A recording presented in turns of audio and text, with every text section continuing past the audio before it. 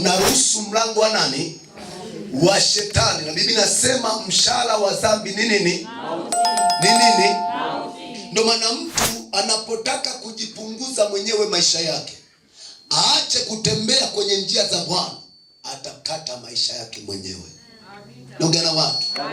Ndio maana hata wasomi wanakueleza kabisa, ndio ujue kwa shetani kazi yake ni kupumbazisha watu akili wasielewe. Biblia inasema hivi, chagua leo uzima au nini? Ndio maana hata kwenye sigara pia wameandika, wakaisifia lakini wakasema uvutaji wa sigara ni hatari kwa afya yako, ili baadaye usije ukasema sikusikia. Pombe yenyewe wamekuandikia kwa hii ina kilevi. Naongea na watu ili baadaye usije ukasema sikuelewa. Kuna mambo mengine ukitaka kutetea afya yako lazima utembee na Mungu, ili Mungu akitawala kwenye maisha yako hautakatishwa maisha yako. Hata ukikatishwa ni Bwana ameamua, sio kwa shetani ameamua. Hivi kuna mtu ananielewa? Naongea na watu wenye uhai. Daudi, ukisoma, nampenda sana Daudi. Ukisoma kama sikosei Zaburi ya 18 mstari ule wa 4. Nimesema tunaweka vizuri, haleluya, ili upate pia kuomba. Bwana Yesu asifiwe. Kuna mtu ananielewa? Kuna mtu ananielewa? Kuna mtu ananielewa? Hebu mmoja asome kwa haraka 18 na ule mstari wa 4. Ndio anasema kamba za mauti zilinizunguka, mafuriko ya uovu yakanitia ni. Anasema kamba za mauti zilinizunguka, mafuriko ya uovu yakanitia ni. Ina maana alijua alichokifanya. Inatakiwa mwanadamu unapokaa kwenye dunia, angalia sana unachokifanya. Je, kinampendeza Mungu ama akimpendezi Mungu? Usipende kufurahisha wanadamu. Wanadamu hata ukifurahisha hawana mbingu ya kukupeleka, lakini ukamfurahisha Jehova hana mbingu ya kukupeleka.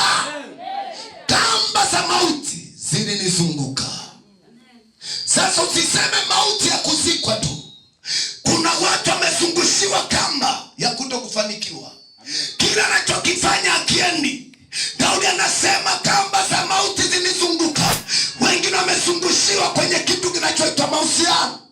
Anaanza na huyu, kesho inakatika. Anaanza na huyu, kesho inaharibika. Wengine hata kwenye biashara, anafanya biashara kwa nguvu lakini kipato chake ni kidogo. Nataka nikwambie uliyekuja mahali hapa, kila kamba lazima tuikate. Iwe ni kamba kwenye mauti, kwenye familia yako, sema haitakuwa tena. Hivi naongea na watu, haleluya.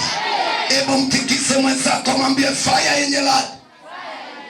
Kamba za mauti zifanyani. Ndio maana nikasema hivi, na uzuri wake natamani, ndio nimemwomba mtumishi hapa nikasema ikiwezekana hawa watu tuwaombee kwa nguvu. Sababu na yeye ni mwana maombi na mimi ni mwana maombi. Tuombe wiki hii na yeye akiwepo. Amen. Wangapi anasema hiyo sawa? Unajua waliozungushiwa kamba ni hatari yana. Una hata kuku waliofuga kuku, kimfunga kuku ukamfungua hajiaminiki kwa amefunguliwa. Unamshtua na baki tu hapo. Mbona mtu wewe twende? Sasa tunasema je, kama kukuua si ningekuua. Naongea na watu. Ukisoma pia Isaya 42 mstari ule wa 22. Naomba tusome kwa haraka ili nimpe mtumishi. Kuna kitu ambacho nataka tushughulike nacho wapendwa. Tusikubaliane na mauti. Naongea na watu. Amen. Kataa kufa mapema. Amen. Mwambie hata kama ni kafara ya nchi hapa kwangu itanipata. Amen. Hata kama kuna mtu kwenye ukoo anatumalisha, najisimika ndani ya damu ya Yesu, ionekane damu ya Yesu, wasinione mimi. Amen. Haleluya. Hebu soma. Anasema lakini watu hawa walioibiwa na kutekwa, wote wamenaswa katika mashimo, wamefichwa katika magereza, wamekuwa mawindo, wala hapana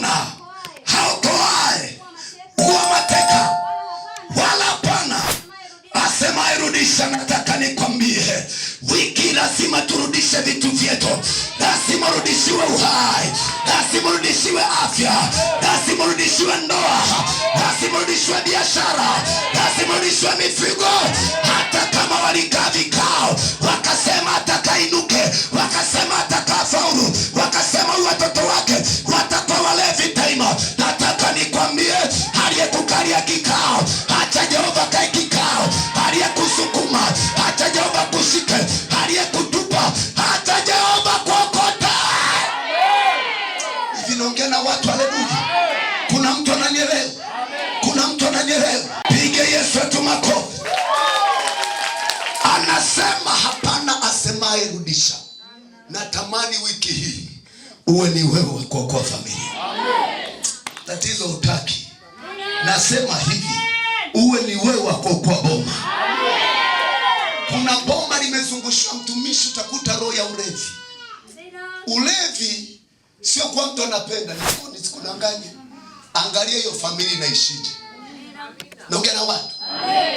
Kuna tofauti kati ya pepo, jini na kitu kinachoitwa miungu. Naongea na watu. Ama mizimu.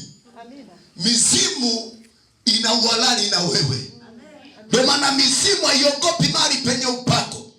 Mizimu hakunaga mtumishi anayesema kwa jina la Yesu nye mizimu toka nenda kwa leo watuma. Hakunaga. Mzimu hautumwi, unaingia kwa mtu.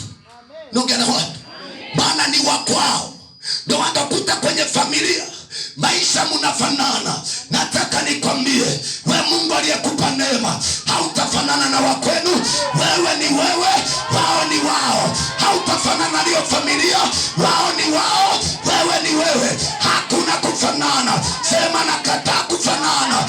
Sitafanana na baba yangu, sitafanana na mama yangu, sitafanana na kabila langu. Nataka nikwambie, watu wakikuona waseme ni Mnyakyusa, lakini ana tabia za Kinyakyusa. Anaonekana Myahudi, anaonekana Mwisraeli. Hicho ndicho tunachotaka. Sema fire in the Lord. Utikise wa pili watatu, enda mkono wako kumsaidia. Haleluya. Amen. Nilikwambia nikasema uzuri wake ipo live. Haleluya. Amen. Iko namna hii. Familia yetu sisi tumebakiza, nikasema na baba huyu. Naongea na watu. Amen. Wote wamekufa chini ya miaka 60.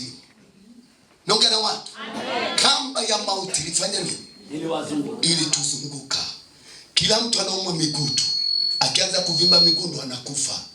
Lakini upande wa mama wananema, mpaka hivi ninavyoongea bibi yangu yupo, kaka wa bibi yangu yupo, mdogo wa bibi yangu yupo. Lakini upande wa baba kamba ya mauti. Naongea na watu. Amen. Kumbe waliapa ya kusema sisi ni waheshimiwa. Hatuwezi tukafa kwa kuteseka. Unajua jambo nalolifanya leo linaletaga matokeo ya baadaye. Ndio maana lazima ulinde sana unachokifanya sasa. Naongea na watu. Maana baadaye kitaleta matokeo. Unavyonyanyasa watoto wa wengine, utakuta baba yao alikufa, wewe umesimama kama baba mdogo, unaanza kuwanyanyasa wale watoto, unaanza kuwasimanga wale watoto. Hakuna anayejua kesho yake. Nawe kuna siku utakufa. Kile unachokipanda kitaibukia kwa watoto wako. Kitaibukia kwa nini? Unashangaa na watoto wako wanaanza kulia na hakuna mtu anayesimama kuwatetea. Wanasema hata baba yao alikuwa anatunyanyasa, wache watoto waendelee kuteseka. Nataka nikwambie, weka msingi uliopola, weka msingi wenye imara, ili watoto wako wasipite kwenye huo mkondo. Daudi anasema, nadhani 42 Zaburi kama sikosea, 42 mstari wa 7, anasema kilindi cha pigia kelele kilindi. Roho ina tabia ya kupiga kelele. Naongea na watu. Watu wengi walikuwa pia wanavuta sigara, bangi. Kila mpaka mtu anakupa anasema hii ya ukoo, piga kidogo.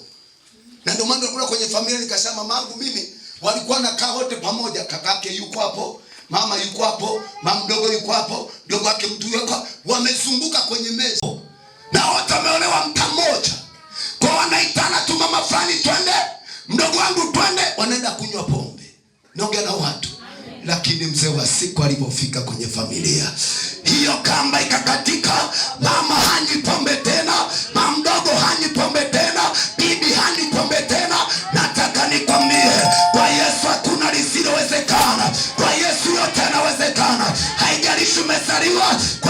familia ya kilevi, sio kusema utakuwa mlevi. Haijalishi umezaliwa kwenye familia ya kichawi, sio kusema utakuwa mchawi. Haijalishi umezaliwa kwenye familia ya kimasikini, hata kama hakuna aliyemiliki gari, unashangaa mnakuja kumiliki magari. Kwani kwa sababu inakatika kamba. Na pia kuomba. Haleluya. Naongea na watu. Naongea na watu. Wamama si wanaenda reba? Lakini uchawi wa mwanamke kushughulikia sio mchezo. Uchawi wa mwanaume kushughulikia ni dakika moja. Wanaume wanakuwa na wivu wa maendeleo. Anaweza karoga. Lakini watoto wa mama, hata kama mtoto wa mwenzako umesikia amechumbia, utaharibu kwa dakika moja. Yuko rasi auze shamba hapa, aende Sumbawanga kuroge mtoto wako. Bora kutane na mwanaume mchawi kuliko kutane na mwanamke mchawi. Ni hatari hao watu. Mwambie mwenzako ni hatari. Mwambie tena ni hatari. Watakurogea familia. Sasa iko namna hii. Wangapi wanataka niwape dawa wasikuroge tena? Wangapi wanasema niwape dawa wasiroge tena watoto wako? Iko namna hii. Sikiliza. Sitaongea baadaye niseme kachelewesha, maana nisome pana kidogo. Naongea na watu. Mtoto wako atarogwa. Naongea mimi nimetoka Mbeya, wachawi usifikiwe upe. Sifikiri kwa sababu wanaimba wanahubiri. Hakuna uchawi Mbeya, wachawi kweli. Na ndio maana nikakwambia hata mila ukisimna sema mna mila sana. Mbeya imezidi kuliko hata ya kweli. Huku sema utofauti kwa sababu uko unaweza kukulazimisha. Mbeya walazimishi. Ila mila yao ina nguvu. Nimekwambia chifu wa kwanza alikuwa anazikwa na mtu. Yaani mnaita legwa nani huko? Legwa nani? Alikuwa anazikwa na mtu. Tena anatafutiwa binti ambaye hajamjua mume. Ndio anamzika naye akiwa hai. Sio kwa amekufa. Na huyo aliyechukuliwa binti yake anasema, asante nimependwa na chifu. Uzao wangu umependwa. Jamani nimependelewa na chifu, mtoto wangu ameondoka na chifu. Naongea mimi Mnyakyusa. Ikapita hiyo. Chifu anapokufa lazima atafutwe ng'ombe mzima anazikwa naye. Ikapita hiyo. Chifu anapokufa le bwana anatafutwa rafiki aliyekuwa msaidizi wake, wanamzika naye. Sasa wewe unashangaa, wewe mtoto amegoma twara, unaanza kumburuta mabati. Wenzako anazikwa na mtu. Sasa kutoka kwenye hiyo Mungu sio mchezo. Kutoka kwenye hizo madhabahu sio mchezo. Ni Yesu Kristo peke yake.